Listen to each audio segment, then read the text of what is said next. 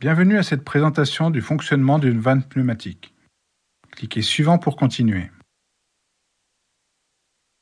Cette présentation décrit une vanne pneumatique dite à action hypostatique. Cela signifie qu'à mesure que la pression d'air est appliquée à la vanne pneumatique, la membrane se soulève, ce qui à son tour soulève la tige de la vanne et ouvre celle-ci. Inversement, lorsque l'air est retiré de la vanne pneumatique, le ressort de l'actionneur fermera la vanne. Cliquez Suivant pour continuer. Une vanne pneumatique complète est constituée des sous-composants suivants. 1. Une vanne. 2. Un actionneur. Et 3. Des accessoires de contrôle.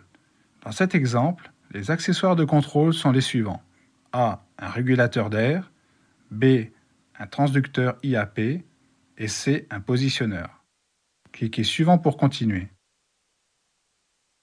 Le régulateur réduit la pression d'air pour commander ou actionner la vanne.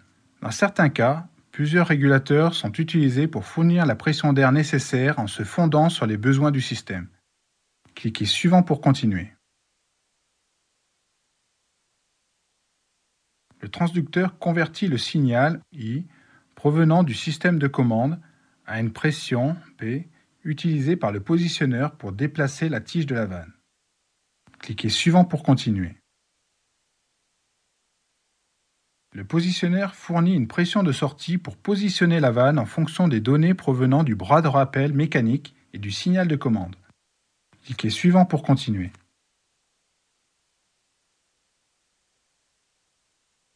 À mesure que la pression sur la membrane de l'actionneur augmente, elle finit par contrecarrer la force du ressort orienté vers le bas, ce qui permet à la tige de la vanne de se soulever. Cliquez Suivant pour continuer.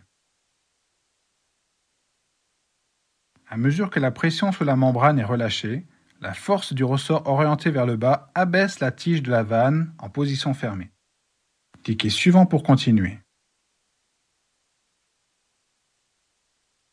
Pour cette application, la vanne pneumatique comprend un robinet à soupape à action directe, non équilibré. Un robinet à soupape sert à réguler le débit dans une conduite. Cliquez Suivant pour continuer. Ceci conclut la présentation de la vanne pneumatique et de ses sous-composants. N'hésitez pas à observer la vanne pneumatique à mesure qu'elle répète toute la séquence de mouvements. Une fois que vous avez terminé d'observer la vanne pneumatique, cliquez sur le menu principal pour ouvrir la liste des tâches, la page à propos de ou pour quitter l'application.